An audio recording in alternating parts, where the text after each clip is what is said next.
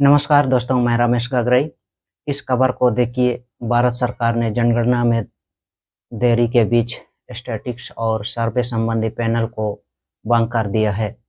National sample survey office यानी NSSO के महानिदेशक ने कहा कि पैनल को इसलिए भंग किया जा रहा है क्योंकि इसका काम नेशनल सैंपल सर्वे के लिए गठित नई संचालन समिति के साथ ओवरलैप हो रहा है।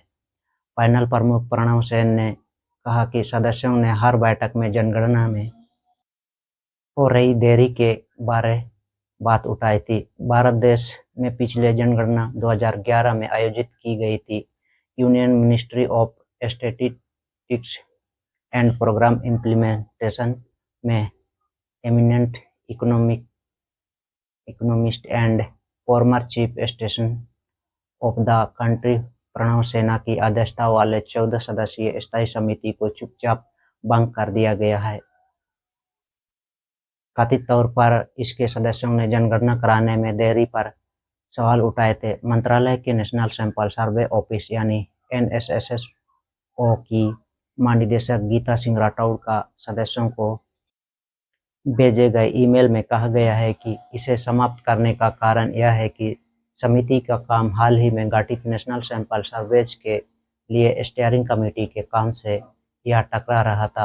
हालांकि डॉक्टर सेन ने द हिंदू को बताया कि सदस्यों के पैनल को भंग करने का कोई स्पष्ट कारण नहीं बताया गया। उन्होंने कहा कि अपनी बैठकों में उन्होंने पूछा था कि जनगणना को डेटा का प्रमुख स्रोत है, अभी तक क्यों नहीं कराई गई है।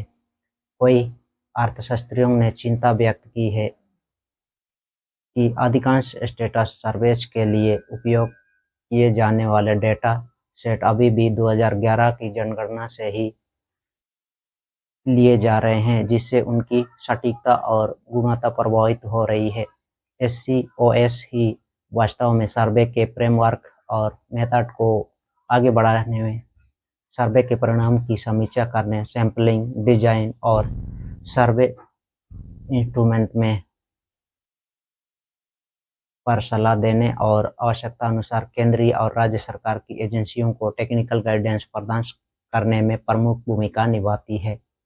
मतलब केंद्र सरकार अपने ही डेटा से चूकने की कोशिश कर रही है। शुरू में कोविड-19 महामारी के कारण विलंबित हो गई कहा गया है और अभी तक अधिसूचित नहीं की गई है। इस सवाल के बारे में मैं अपने कई सारे वीडियो में बता चुका हूँ। पिछले साल भर में पैनल ने आधा दर्जन से ज़्यादा बैठक की और अपने क्षेत्र के कई मुद्दों पर गंभीरता से चर्चा की। उन सभी चर्चाओं में जनगणना न होने का मुद्दा उठाया जाया रहा। पैनल के सामने जो भी डेटा सेट लाया गया तो पैनल के सदस्यों ने जनगणना की जरूरत पर जोर दिया और इससे आयोजित करने में देरी पर सवाल उठाए। और हमें पता ही है कि सवाल करने वालों से मोदी जी को सख्त नफरत है और सवाल करने वालों का हासरा वही होने वाला था जो समिति को भंग करके किया गया। नाम न बताने की शर्त पर द हिंदू को एक सदस्य ने बताया कि देश की नीतियों को वैज्ञानिक रूप से तय करने के लिए जनगणना एक महत्वपूर्ण साधन है। हमने इसे आयोजित करने में देरी पर सवाल उठाया था और शायद ही यही कारण था कि एसईओएस को भंग किया गया। विपक्ष ने केंद्र सरकार के इस फैसले की आलोचना की। कांग्रेस महासचिव जयराम रमेश ने पूछा कि एसईओएस को क्यों भंग किया गया। श्री रमेश ने एक्स पर एक पोस्ट में कहा कि सरकार से बार-बार यह पूछने के लिए कि 2021 में होने वाली 10 की जनगणना अभी तक क्यों नहीं की गई। इससे अन्य बातों के अलावा राष्ट्रीय खाद्य सुरक्षा अधिनियम 2023 और पीएम गरीब कल्याण अन्न योजना सहित कई कल्याणकारी योजना को लागू करने के लाभुकों के आंकड़ों के साथ हेरफेर की जा रही है। यदि जनगणना में देरी जानबूझकर की जाती है तो 2024 से पहले परिसीमन और सार्वजनिक नीति के लिए राज्यों के साथ संबंधों पर भी हानिकारक असर होगा। जून 2024 तक 235 देशों में से भारत उन 44 देशों में से एक था जिन्होंने इस दशक में जनगणना नहीं करवाई। केंद्रीय गृह मंत्रालय ने स्पष्ट कारण बताया कि कोविड-19 महामारी के कारण देरी हुई, लेकिन 143 अन्य देशों ने मार्च 2020 के बाद जनगणना की। जो महामारी की शुरुआत भी Bharat, Yemen, Syria, Afghanistan, Myanmar, Ukraine, Sri Lanka और उप-सहारा अफ्रीका जैसे गरीब और आर्थिक संकट से जूझ रहे या उथल-पुथल से प्रभावित देशों के साथ जनगणना न कर सकने वालों की सूची में है। 10 वर्षीय जनगणना को लगातार टालने का कोई बहाना नहीं है। यह एक ऐसी प्रक्रिया है जो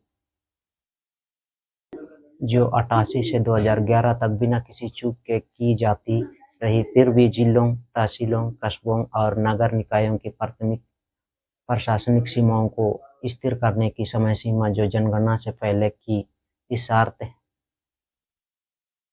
एक शर्त है, इस साल 30 जून को समाप्त हो गई। 2019 से अब तक इस समय सीमा को 10 बार बढ़ाया जा चुका है। राष्ट्रीय खाद्य सुरक्षा अधिनियम, राष्ट्रीय सामाजिक सहायता कार्यक्रम और निर्वाचन क्षेत्रों के परिसीमन जैसी कई सार्वजनिक योजनाएं जनगणना के डाटा पर निर्भर है। 2011 की जनगणना के आंकड़े तेजी से पुराने होते जा रहे हैं और राज्य के बीच और भीतर का प्रवास, भारतीय समाजों का शहरीकरण और शहरों का उपनगरीकरण जैसी घटनाएं हाल के वर्षों में तेजी से बढ़ी है, लेकिन जनगणना की कमी के कारण निर्धारित नहीं हो पा रही है।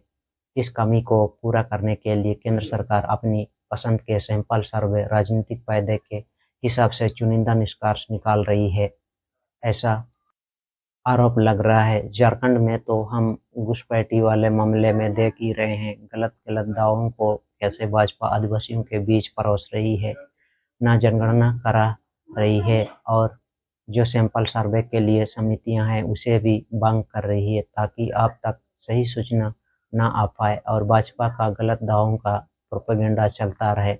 जाहिर है केंद्र सरकार को अपने कर्तव्यों में लापरवाही बरतना बंद करना चाहिए और जनगणना को जल्दी से जल्दी पूरा करना चाहिए। आपको जानकारी कैसे लगी कमेंट बॉक्स में ज़रूर बताएं।